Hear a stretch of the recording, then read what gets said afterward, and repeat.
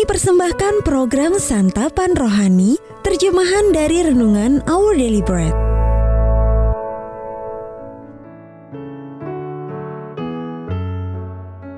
Sahabat UDB, pembacaan Alkitab hari ini terambil dari Keluaran pasal yang ke-12 ayat yang ke-5 sampai dengan ayat yang ke-13. Keluaran pasal yang ke-12 ayat yang ke-5 sampai dengan ayat yang ke-13. Anak dombamu itu harus jantan, tidak bercela, berumur setahun. Kamu boleh ambil domba atau kambing. Kamu harus mengurungnya sampai hari yang ke-14 bulan ini. Lalu seluruh jemaah Israel yang berkumpul harus menyembelihnya pada waktu senja. Kemudian dari darahnya haruslah diambil sedikit dan dibubuhkan pada kedua tiang pintu dan pada ambang atas, pada rumah-rumah di mana orang memakannya. Dagingnya harus dimakan mereka pada malam itu juga. Yang dipanggang mereka harus makan dengan roti yang tidak beragi beserta sayur pahit. Janganlah kamu memakannya mentah atau direbus dalam air, hanya dipanggang di api, lengkap dengan kepalanya dan betisnya dan isi perutnya. Janganlah kamu tinggalkan apa-apa dari daging itu sampai pagi. Apa yang tinggal sampai pagi, kamu bakarlah habis dengan api. Dan beginilah kamu memakannya. Pinggangmu berikat, kasut pada kakimu dan tongkat di tanganmu. Buru-burulah kamu memakannya, itulah Paskah bagi Tuhan. Sebab pada malam ini aku akan menjalani tanah Mesir, dan semua anak sulung dari anak manusia sampai anak binatang akan kubunuh, dan kepada semua allah di Mesir akan kujatuhkan hukuman. Akulah Tuhan.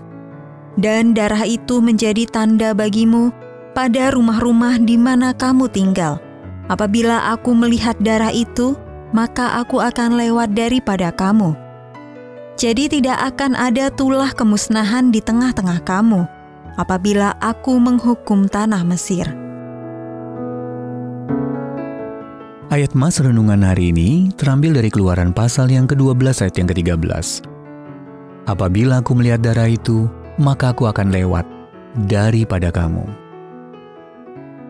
Judul renungan kali ini, Kematian yang Menghidupkan, ditulis oleh Mike Whitmer. Sahabat ODB, Carl sedang berjuang melawan kanker dan membutuhkan transplantasi pada kedua paru-parunya. Ia memohon agar Allah memberinya paru-paru baru. Tetapi merasa aneh dengan doanya sendiri, ia merasa tidak enak berdoa seperti itu. Karena seseorang harus mati agar aku dapat hidup. Dilema yang dihadapi Carl menyoroti kebenaran mendasar kitab suci. Allah memakai kematian untuk memberi kehidupan. Kita menyaksikan hal tersebut dalam peristiwa keluarnya bangsa Israel dari Mesir.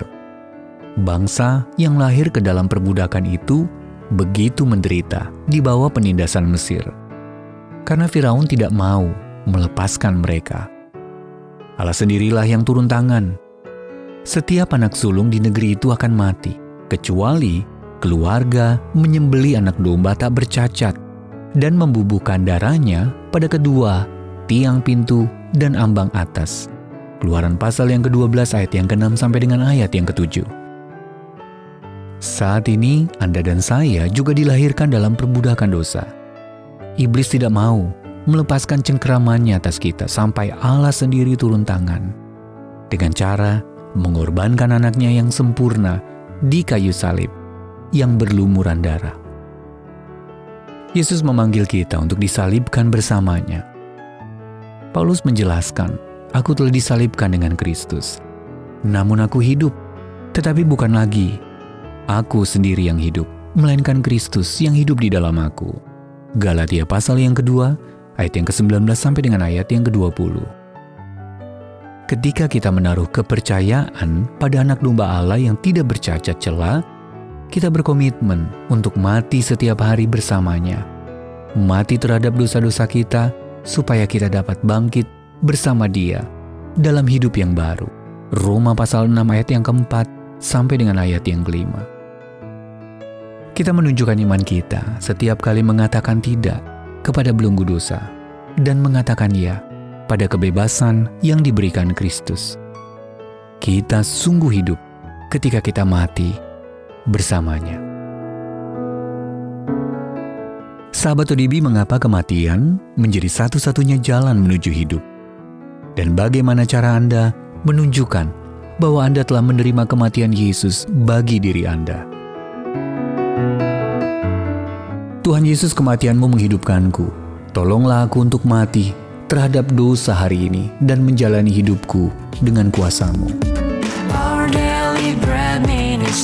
Untuk menerima notifikasi video baru kami, silakan tekan tombol subscribe dan tanda lonceng di bawah ini.